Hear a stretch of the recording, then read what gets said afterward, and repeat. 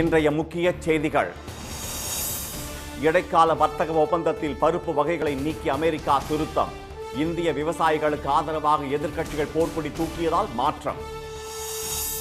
அமெரிக்காவின் நிர்பந்தத்திற்கு பணிந்து வர்த்தக ஒப்பந்தம். இந்தியாவை பாஜக அரசு விற்றுவிட்டதாக ராகுல் காந்தி குற்றச்சாட்டு. ஆட்சியில் பங்கு என்பது தமிழ்நாட்டிற்கு ஒத்து வராது. திமுக காங்கிரஸ் கூட்டணி தொடரும் என ஸ்டாலின் திட்டவட்டம். அரசு நிகழ்ச்சிகள் மற்றும் பள்ளிகளில் வந்தே மாதரம் இசைப்பது கட்டாயம். எழுந்து நின்று மரியாதை செலுத்தவும் மத்திய அரசு உத்தரவு.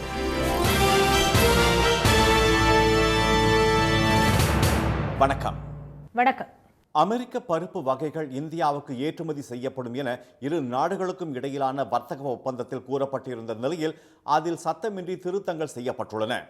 இந்தியா மீது பரஸ்பர வரி, அபராத வரி என 50% வரியை அமெரிக்க அதிபர் ட்ரம்ப் விதித்து நெருக்கடி கொடுத்து வந்த நிலையில் இந்தியா அமெரிக்கா இடையே இடைக்கால வர்த்தக ஒப்பந்தம் போடப்பட்டுள்ளது. இதையடுத்து இந்தியா மீதான வரி 18% குறைக்கப்பட்டு அமெரிக்காவில் இருந்து இந்தியாவுக்கு அடுத்த 5 ஆண்டுகளில் $500 பில்லியன் மதிப்பிலான பொருட்களை ஏற்றுமதி செய்ய முடிவு செய்யப்பட்டுள்ளது. வர்த்தக ஒப்பந்தம் தொடர்பாக நேற்று முன்தினம் வெளியான அறிக்கையில் அமெரிக்காவில் இருந்து இறக்குமதி செய்யப்படும் வேளாண் மற்றும் உணவுப் பொருட்கள், சிவப்பு சோளம், சோயாபீன் எண்ணெய், பதப்படுத்தப்பட்ட பழங்கள், சில பருப்பு வகைகள் மீதான வரியை இந்தியா நீக்கும் என்று கூறப்பட்டிருந்தது. இது பற்றி கேள்வி எழுப்பிய காங்கிரஸ் தலைவர் திரு மல்லிகார்ஜுன கார்கே, சிவப்பு சோளம், சோயாபீன் எண்ணெய் மற்றும் சில பருப்பு வகைகள் மீதான வரியை நீக்குவதன் மூலம் விவசாயிகள் நலனை காக்க மத்திய அரசு தவறிவிட்டதாக குற்றம் சாட்டியிருந்தார். இந்நிலையில் இடைக்கால வர்த்தக ஒப்பந்தம் தொடர்பான விவரங்களை வெளியிடும் ஃபேக்ட் ஷீட்டில் சில முக்கிய திருத்தங்களை செய்துள்ளதாக கூறியுள்ள வெள்ளை மாளிகை, அறிக்கையில் கவனக்குறைவாக சேர்க்கப்பட்ட சில வார்த்தைகளால் இருதரப்புக்கும் இடையே மாறுபட்ட கருத்து எழுந்ததால் மாற்றப்பட்டுள்ளதாக தெரிவித்துள்ளது. முதலாவது திருத்தமாக இறக்குமதி வரியை குறைக்க இந்தியா ஒப்புக்கொண்ட வேளாண் பொருள்களில் சிவப்பு சோளம், சோயாபீன் எண்ணெய், பதப்படுத்தப்பட்ட பழங்கள் என்று வரும் வாக்கியத்தில் குறிப்பிட்ட சில பருப்பு வகைகள் என்ற வார்த்தைகள், அதாவது சர்டைன் பல்சஸ் என்பது மட்டும் நீக்கப்பட்டுள்ளது. மேலும் இந்தியாவுடன் மேற்கொள்ளப்படும் $500 பில்லியன் மதிப்புள்ள வர்த்தகம் குறித்த பட்டியலில் எரிசக்தி, தகவல் தொழில்நுட்பம் ஆகியவற்றுடன் இடம்பெற்றிருந்த வேளாண்மையை குறிக்கும் அக்ரிகல்ச்சர் என்ற வார்த்தையும் நீக்கப்பட்டுள்ளது. இரண்டாவது திருத்தமாக இந்தியா தனது டிஜிட்டல் சேவை வரிகளை நீக்கும் என்ற நேரடி வாசகம் நீக்கப்பட்டு அதற்கு பதிலாக டிஜிட்டல் வர்த்தக விதிகள் தொடர்பாக இந்தியா அமெரிக்கா இடையே பேச்சுவார்த்தை நடத்த உத்தேசிக்கப்பட்டுள்ளது என மாற்றப்பட்டுள்ளது. மூன்றாவதாக அமெரிக்காவின் எரிசக்தி மற்றும் தொழில்நுட்ப பொருட்களை $500 பில்லியன் மதிப்பிற்கு வாங்க இந்தியா உறுதி அளித்துள்ளது என்று இருந்த வாக்கியம் இரு நாடுகளும் உத்தேசித்துள்ளன என்று மாற்றப்பட்டுள்ளது. எதிர்க்கட்சிகளின் கடும் எதிர்ப்பு காரணமாகவே இந்தியா உறுதி அளித்த என்று இருந்த வார்த்தைகள் அனைத்தும் உத்தேசிக்கப்பட்டுள்ளது என மாற்றப்பட்டிருப்பதாக கருதப்படுகிறது. அமெரிக்காவின் நிர்பந்தத்திற்கு பணிந்து வர்த்தக ஒப்பந்தம் செய்யப்பட்டதன் மூலம் திரு மோடி தலைமையிலான பாஜக அரசு இந்தியாவை விற்பனை செய்துவிட்டதாக எதிர்க்கட்சித் தலைவர் திரு ராகுல் காந்தி குற்றம் சாட்டியுள்ளார். மக்களவையில் பட்ஜெட் மீதான விவாதத்தில் இன்று பேசிய அவர், பொருளாதார ஆய்வறிக்கையில் உலகம் நிலையற்ற தன்மையில் இருப்பதாக குறிப்பிட்டுள்ளதை சுட்டிக்காட்டினார். புவிசார் அரசியல் மோதல்களை உலகம் சந்தித்து வருவதாக குறிப்பிட்ட திரு ராகுல் காந்தி, அமெரிக்காவின் ஆதிக்கத்திற்கு ரஷ்யாவும் சீனாவும் சவாலாக உள்ளதாக கூறினார். ஆனால் அதே சமயம் அமெரிக்காவின் வல்லமையை எதிர்கொள்ள இந்தியாவின் தரவுகள் முக்கியம் என்ற அவர், இரு நாடுகளுக்கு இடையே வர்த்தக ஒப்பந்தம் நடைபெற்ற போது இந்தியாவை சமமாக நடத்த வேண்டும், அவர்களின் ஊழியர்கள் போல நடத்தக்கூடாது என்று வலியுறுத்தி இருக்க வேண்டும் என்றும் தெரிவித்தார். இந்தியா கூட்டணி வர்த்தக பேச்சுவார்த்தையை நடத்தியிருந்தால் நமது எரிசக்தி பாதுகாப்பை அது உறுதி செய்திருக்கும் என்று திரு ராகுல் காந்தி கூறினார்.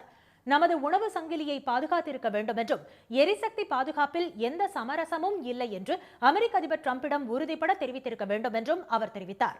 Now the United States will decide who we buy oil from. Yes.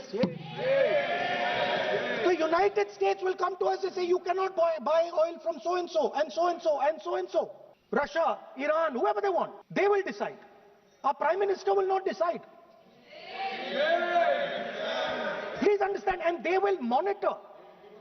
They will keep a watch, meaning they will look, and if India buys oil. வேளாண் துறையில் அமெரிக்க பொருட்களை அனுமதித்ததன் மூலம் இந்திய விவசாயிகள் மிகப்பெரிய புயலில் சிக்கியுள்ளதாக குறிப்பிட்ட திரு ராகுல் காந்தி, ஏழை விவசாயிகளை நசுக்கும் வகையில் கதவுகளை எந்த ஒரு பிரதமரும் திறந்துவிட்டிருக்க மாட்டார் என்று கூறினார். அமெரிக்க பருத்தியின் மூலம் ஜவுளி உற்பத்தி செய்யும் வங்கதேசத்திற்கு வரியை ரத்து செய்திருப்பதன் மூலம் இந்திய ஜவுளித்துறை ஒட்டுமொத்தமாக அழிந்துவிடும் என்று அவர் அச்சம் தெரிவித்தார். இந்தியாவை திரு மோடி தலைமையிலான பாஜக அரசு விற்றுவிட்டதாக குற்றம் சாட்டிய திரு ராகுல் காந்தி உங்களுக்கு வெட்கம் இல்லையா என்று கேள்வி எழுப்பினார். We are heading into turbulent times and the nation has been sold. The nation has been sold out. Its data has been sold. Sir, its farmers have been sold. In a turbulent world, all its software engineers have been sold out. Its small and medium businesses have been sold out. And most importantly, our forces and our energy security has been sold out. பிரதமர் திரு மோடி ஏன் இந்தியாவை விற்றார் என்பது மக்களுக்கு தெரியும் என்ற திரு ராகுல் காந்தி அவரது கழுத்தை நெரித்திருக்கிறார்கள், அவரது கண்களில் பயம் தெரிகிறது என்று கடுமையாக விமர்சித்தார்.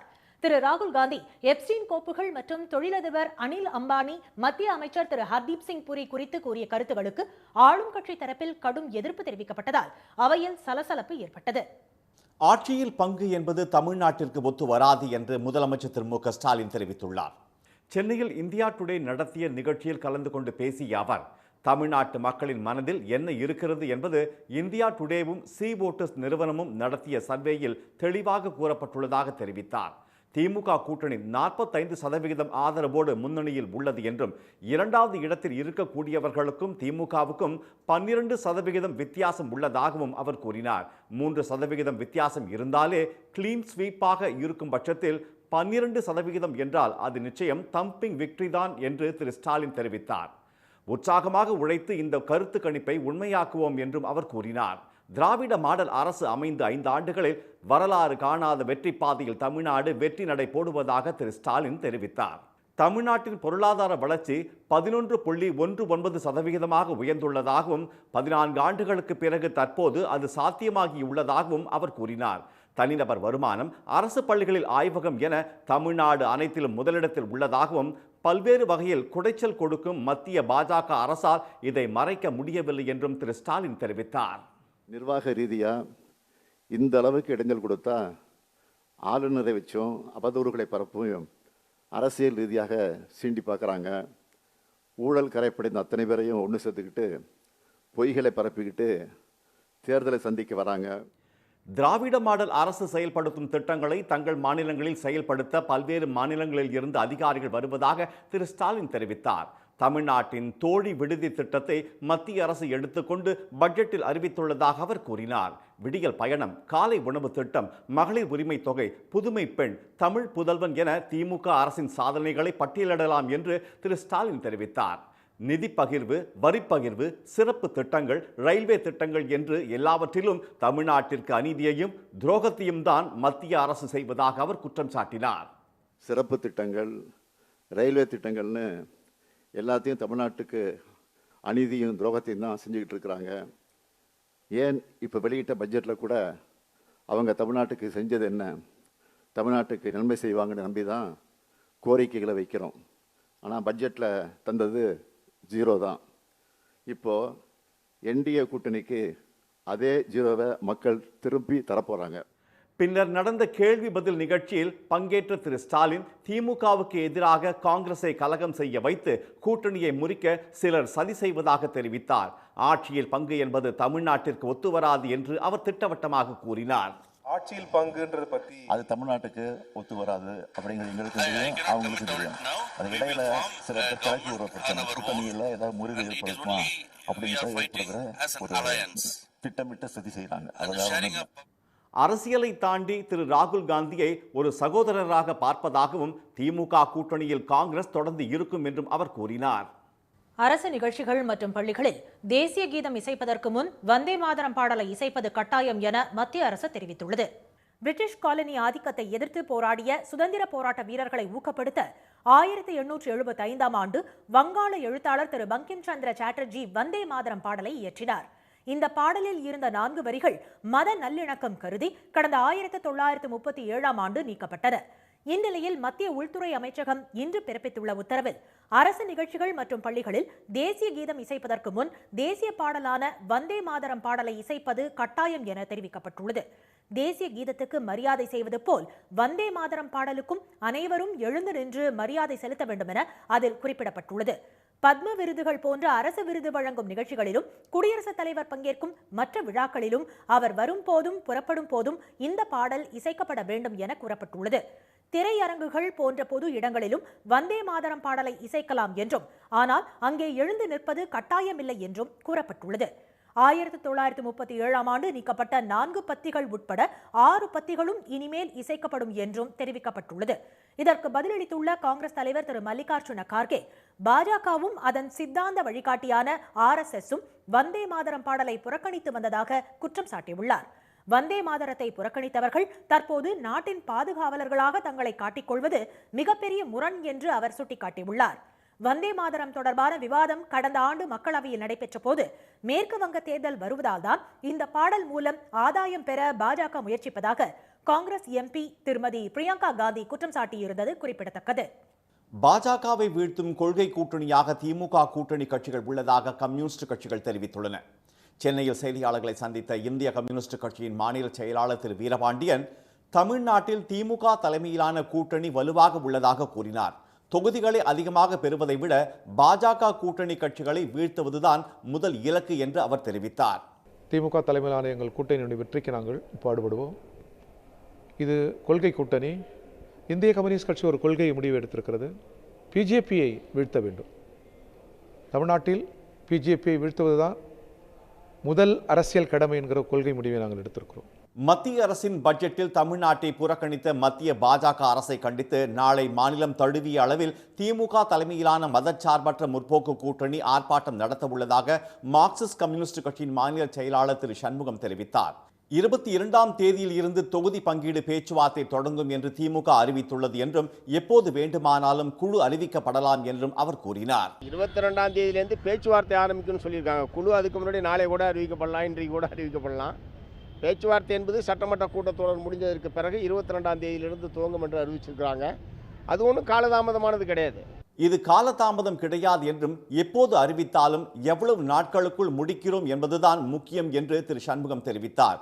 ஊழல் வழக்குகளில் இருந்து தம்மை காப்பாற்றிக் கொள்ள பாஜகவுடன் கூட்டணி அமைத்துள்ள திரு அன்புமணிக்கு திமுக கூட்டணி கட்சிகளை குறை கூற எந்த அருகதையும் இல்லை என்று அவர் கூறினார். இனி வருவது செய்தி துளிகள். மத்திய அரசுக்கு எதிராக நாளை நடைபெறும் நாடு தழுவிய பொது வேலை நிறுத்த போராட்டத்தில் 30 கோடி தொழிலாளர்கள் பங்கேற்பார்கள் என தொழிலாளர் சங்க கூட்டமைப்பு தெரிவித்துள்ளது. கடந்த ஆண்டு அமல்படுத்தப்பட்ட 4 தொழிலாளர் சட்டங்களை ரத்து செய்ய வேண்டும், மின்சார திருத்த மசோதா திரும்ப பெற வேண்டும், விவசாயிகளை பாதிக்கும் விதை சட்ட முன் வடிவை கைவிட வேண்டும், VPG ராம்ஜி திட்டத்துக்கு பதில் மீண்டும் மகாத்மா காந்தி தேசிய ஊரக வேலை உறுதி திட்டத்தை கொண்டு வருவது உள்ளிட்ட பல்வேறு கோரிக்கைகளை வலியுறுத்தி இந்த வேலை நிறுத்த போராட்டம் நடைபெறுகிறது.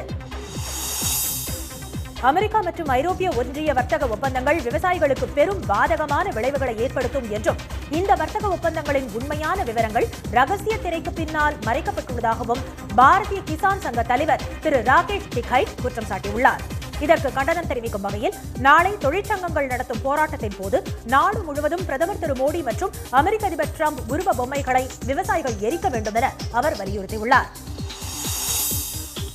GST, உதய் மின் திட்டம், நீட் தேர்வு என தமிழ்நாட்டின் உரிமைகளை மத்திய பாஜக அரசிடம் அடகு வைத்தவர் அதிமுக பொதுச் செயலாளர் எடப்பாடி திரு பழனிசாமி என்று தமிழ்நாடு காங்கிரஸ் கமிட்டி தலைவர் திரு செல்வ பெருந்தகை சாடியுள்ளார். சென்னை விமான நிலையத்தில் செய்தியாளர்களிடம் பேசிய அவர் திமுக தலைமையிலான கூட்டணி வலிமையாக உள்ளதாக கூறினார். தமிழ்நாட்டு மக்களுடைய மனநிலையை மாற்ற போறாங்க, தமிழ் இல்லாமல் இந்தியை கொண்டு வர போறாங்க. எல்லாத்துக்கும் மேனால் முதலமைச்சர் எதிர்க்கட்சி தலைவர் எடப்பாடி பழனிசாமி அவர்கள் குனிஞ்சு கையெழுத்து போட்டு கொடுக்க போகிறார். வாங்க தமிழ்நாட்டை அபகரித்துங்க, தமிழ்நாட்டை எடுத்துக்கங்க, இனிமேல் தமிழே நாங்கள் யாரும் பேச மாட்டோம், ஹிந்திலேயே பேசிகிட்டு இருக்கோம் அப்படின்ட்டு ஏற்கனவே உதய் மின் திட்டம், GST, நீட் தேர்வு, பல உரிமைகளை விட்டு கொடுத்தவர் இப்பொழுது அவங்க என்ன சொல்கிறாங்களோ எல்லாத்தையும் விட்டு கொடுக்க போகிறாரு. வரும் 22ஆம் தேதி நடைபெறவுள்ள கூட்டணி பேச்சுவார்த்தை சுமூகமாக நடைபெறும் என்றும் திரு செல்வ பெருந்தகை கூறினார். தந்தையை சரியாக கவனித்துக் கொள்ள முடியாத திரு அன்புமணி பாமகவை சரியாக வழிநடத்துவாரா என்று அமைச்சர் திரு சேகர் பாபு கேள்வி எழுப்பியுள்ளார். சென்னை அசோக் நகரில் நடந்த நிகழ்ச்சியில் கலந்து கொண்ட அவர் டாக்டர் ராமதாசின் நிலைமையை பார்க்கும் போது பாவமாக உள்ளதாக தெரிவித்தார். காரிமுனையில் தாவேகாவினர் தாக்கியதில் பெண்கள் உள்ளிட்ட 3 பேர் ராஜீவ்காந்தி அரசு மருத்துவமனையில் சிகிச்சை பெற்று வருவதாக திரு சேகர் பாபு கூறினார். வடபழனி பூவிருந்தவல்லி இடையில் மெட்ரோ ரயில் இயக்கத்துக்கான இறுதி ஆய்வு இன்று தொடங்கியது.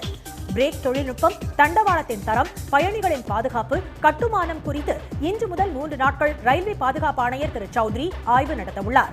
மெட்ரோ ரயிலை 80 முதல் 90 கிலோமீட்டர் வேகத்தில் இயக்கி ஆய்வு நடத்தவும் திட்டமிடப்பட்டுள்ளது. நூல் விலை உயர்வை மத்திய அரசு கட்டுப்படுத்த வலியுறுத்தி திருப்பூர், கோவை மாவட்ட ஜவுளி உற்பத்தியாளர்கள் இன்று முதல் 50% உற்பத்தியை நிறுத்தும் போராட்டத்தில் ஈடுபட்டுள்ளனர். பஞ்சு மற்றும் நூல் ஏற்றுமதிக்கு தடை விதித்து நூல் விலையை மத்திய அரசு கட்டுக்குள் கொண்டுவர நடவடிக்கை எடுக்க வேண்டும் என ஜவுளி உற்பத்தியாளர்கள் கோரிக்கை விடுத்துள்ளனர். தேசிய ஜனநாயக கூட்டணியில் கூடுதல் இடங்களை பெறுபவர்கள் ஆட்சி அமைப்பார்கள் என்று தமிழக பாஜக தலைவர் திரு நயினா நாகேந்திரன் தெரிவித்திருப்பது அதிமுகவில் அதிர்ச்சியை ஏற்படுத்தியுள்ளது. நெல்லையில் செய்தியாளர்களிடம் பேசிய அவர், என்டிஏ கூட்டணியில் உள்ள எந்த கட்சி அதிக இடங்களை பிடிக்கிறதோ அந்த கட்சி அமைச்சரவையை உருவாக்கும் என்றார். அண்ணன் இபிஎஸ் முதலமைச்சர், பெரும்பான்மை யார் இருக்கார்களோ அவங்க தான் அமைச்சராக வைப்பாங்க. இன்றைய வர்த்தக முடிவில் மும்பை பங்குச்சந்தை குறியீட்டு எண் சென்செக்ஸ் 40 புள்ளிகள் சரிந்து 84,234 புள்ளிகளாக இருந்தது. தேசிய பங்குச்சந்தை குறியீட்டு எண் நிப்டி 19 புள்ளிகள் உயர்ந்து 25,954 புள்ளிகளாக நிறைவடைந்தது. சென்னையில் இன்று ஆபரண தங்கத்தின் விலை காலையில் சவரனுக்கு 160 ரூபாய் கூடிய நிலையில் மாலையில் மேலும் 1,520 ரூபாய் உயர்ந்தது. அதன்படி ஒரு சவரனுக்கு 1,680 ரூபாய் உயர்ந்து 1,18,320 ரூபாயாகவும் 1 கிராம் 14,790 ரூபாயாகவும் உள்ளது. வெள்ளி விலை மாற்றமின்றி 1 கிராம் 300 ரூபாயாக உள்ளது. மீண்டும் இன்றைய முக்கிய செய்திகள். அமெரிக்க பருப்பு வகைகள் இந்தியாவுக்கு ஏற்றுமதி செய்யப்படும் என இரு நாடுகளுக்கும் இடையிலான வர்த்தக ஒப்பந்தத்தில் கூறப்பட்டிருந்த நிலையில் சத்தமின்றி அதில் திருத்தங்கள் செய்யப்பட்டுள்ளன. அமெரிக்காவின் நிர்பந்தத்திற்கு பணிந்து வர்த்தக ஒப்பந்தம் செய்யப்பட்டதன் மூலம் மோடி தலைமையிலான பாஜக அரசு இந்தியாவை விற்பனை செய்துவிட்டதாக எதிர்க்கட்சித் தலைவர் ராகுல் காந்தி குற்றம் சாட்டியுள்ளார். ஆட்சியில் பங்கு என்பது தமிழ்நாட்டிற்கு ஒத்துவராது என்று முதலமைச்சர் ஸ்டாலின் தெரிவித்துள்ளார். இத்துடன் இந்த செய்திகள் நிறைவடைந்தன. மீண்டும் சன் டிவியில் செய்திகள் காலை 7:30 மணிக்கு. செய்திகளை உடனுக்குடன் தெரிந்து கொள்ள QR கோடை ஸ்கேன் செய்து சன் நியூஸ் வாட்ஸ்அப் சேனலோடு இணைந்திருங்கள். வணக்கம். வணக்கம்.